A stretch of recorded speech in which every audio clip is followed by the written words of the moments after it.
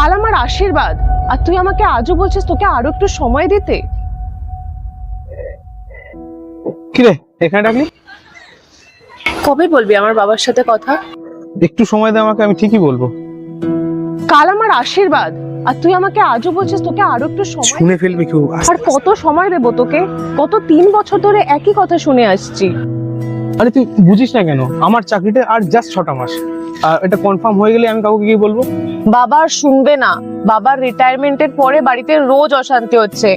ওরা চাইছে আমি বিয়ে করে বাড়ি থেকে বিদায় হই। আমি আর এই প্রেশার নিতে পারছি না রে। তো আমি কি করবো বল? এই সামান্য 15,000 টাকার মাইনেতে তোকে কোথায় নিয়ে আসবো আমি? বাবার সব জমানো টাকা দিদির বিয়েতে চলে গেছে, এখন মাসের শেষে ইলেকট্রিক বিল দেওয়ার জন্য টাকা থাকে না। তোকে আমি এই অভাবের সংসারে কোনো কষ্ট দিতে পারবো না। আমার কিচ্ছু চাই না, অভাব হোক কষ্ট হোক আমি সব মানিয়ে নেব। তুই একবার আমার চোখের দিকে তাকিয়ে বল, তুই আজ আমার দায়িত্ব নিবি? আমি বাড়ি গিয়ে সবাইকে না করে দেব। বল নিবি দায়িত্ব? যদি বলি সে সবই তোমারই, একা চিঠি একা